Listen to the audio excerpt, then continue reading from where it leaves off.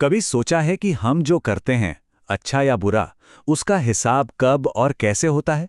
चलिए, आज एक ऐसी ही कहानी में चलते हैं जो कर्म के इसी अटूट चक्र को दिखाती है। ये कहानी है एक साधु की, जिसकी एक गलती उसे एक ऐसे जाल में फंसा देती है जहां से बाहर निकलने का कोई रास्ता ही नहीं था। कहते हैं, और बिल्कुल सही कहते हैं, कि जो आग आप दूसरों के लिए जलाते हो वो एक दिन लौटकर आपको ही जलाती है। बस यही यही है हमारी आज की कहानी का पूरा सार। एक साधु और उसकी एक ऐसी भूल जो उसे बर्बादी की तरफ ले जाने वाली थी। तो चलिए कहानी की शुरुआत करते हैं। जगह है एक एकदम सुनसान शमशान घाट, और वहां एक अघोरी साधु एक बहुत ही खतरनाक अनुष्ठान में लगा हुआ है।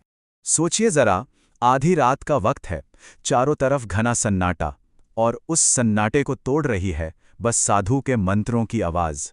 आंखें तो उसकी बंद थीं, पर इरादा एकदम साफ था। उसे एक भटकती हुई आत्मा को काबू में करना था, उसे अपनी ताकत के नीचे लाना था। पर शायद उसे ये अंदाजा भी नहीं था कि वो असल में किसे चुनौती दे बैठा है। साधु को एक पल के लिए लगा, बस काम हो गया, मैं जीत गया। लेकिन तभी सब कुछ बदल गया। हवा का रुख बदला और चिता की आग एक ही झटके में बुझ गई। और उस राख के ढेर से एक आत्मा निकली, शांत, लेकिन उसकी आंखों में गुस्सा नहीं था। नहीं, उसकी आंखों में एक अजीब सी, एक ऐसी अथॉरिटी थी जिसने उस साधु के घमंड को ना एक सेकंड में चकनाचूर कर दिया। और इसके बाद तो एक एक करके जो हुआ वो उस साधु ने कभी सोचा भी नहीं होगा। उसकी जो रुद्राक्ष की माला थी वो टूटकर बिखर गई। आसपास की सारी आवाजें, नदी की, हवा की, सब बंद, एकदम सन्नाटा। और उसकी सीने पर एक अजीब सी लकीर बन गई, जैसे किसी ने बिना छुए उसे काट दिया हो। यह सिर्फ एक पूजा का फेल होना नहीं था, नहीं, ये तो उसके अंत की शुरुआत थी। और यहीं पर कहानी का सबसे बड़ा सवाल खड़ा होता है। उसने तो चिता से एक आत्मा को काबू करने की कोशिश की थी, पर असल में उसने किसकी आत्मा को जगा दिया था? क्या ये वही आत्मा थी जिसे वो बुला रहा था, या फिर कोई और, कोई बहुत ज्यादा ताकतवर और इंतकाम लेने वाली शक्ति? तो अब उस रात के बाद, उस फेल हुए अनुष्ठान के बाद, साधु की दुनिया ना धीरे धीरे बिखरना शुरू हो जाती है, क्योंकि कर्म का चक्र अब घूमने लगा था।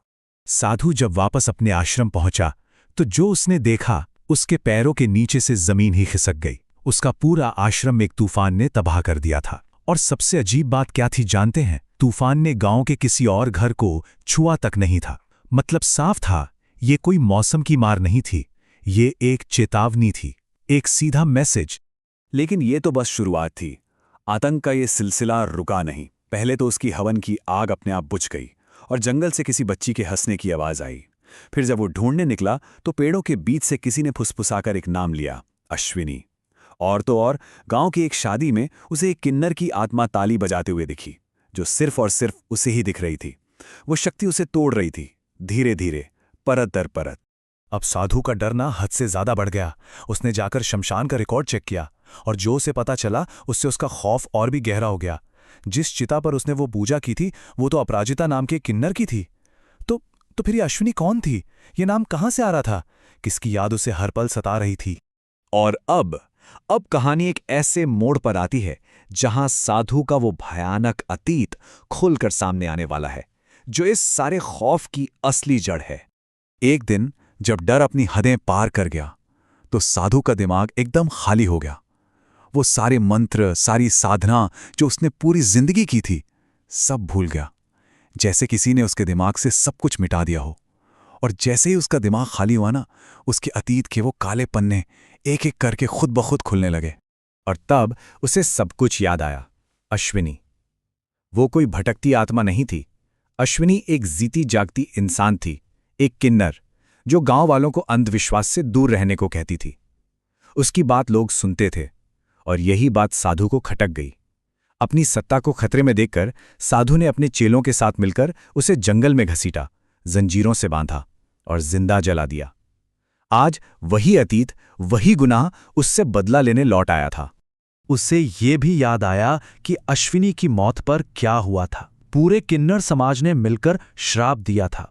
एक ऐसा भयानक श्राप जो न सिर्फ साधु को बल्कि उस गांव को भी निगल जाने वाला था। और अब इतने सालों बाद वो श्राप सच होने जा रहा था।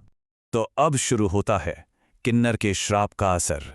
एक ऐसी आग जो सब कुछ जलाकर राख करने वाली थी। गांव में शादी का माहौल था, जश्न चल रहा था। किसी को अंदाजा भी नहीं था कि ये उनकी आखिरी खुशी होने वाली है। तभी एक शॉर्ट सर्किट से जोरदार धमाका हुआ और पूरा का पूरा पंडाल आग की लपटों में घिर गया। पल भर में सारी खुशियां चीखों में बदल गईं। श्राप अपना असर दिखाने लगा था। साधु अपनी जान बचाने के लिए उस आग से भागा, लेकिन जैसे ही वो भागने लगा, उसके ठीक सामने अपराजिता की आत्मा आकर खड़ी हो गई। वही शांत चेहरा, वही सब कुछ देख लेने वाली आंखें। साधु समझ गया, अब खेल खत्म।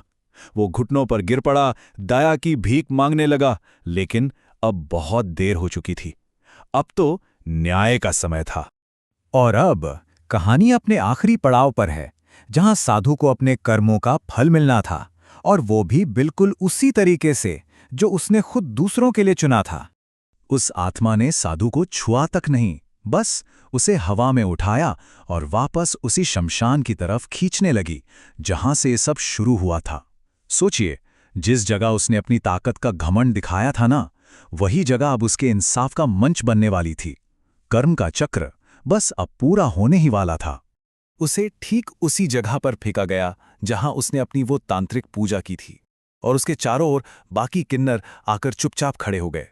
उनकी आंखों में गुस्सा या नफरत नहीं थी, एक अजीब सी खामोश शांति थी, जैसे वो न जाने कब से बस इसी पल का, इसी न्याय का इंतजार कर रहे थे। और फिर हिसाब बराबर हुआ। अपराजिता के हाथ में चंदन की लकड़ी का एक जलता हुआ टुकड़ा था, ठीक वैसा ही टुकड़ा जिससे उस साधु ने अश्विनी को जलाया था। हथियार भी वही, आग भी वही, और दर्द भी वही। ये बदला नहीं था, ये कर्म का हिसाब था, बिल्कुल सटीक। जो बोया था वही काटना था।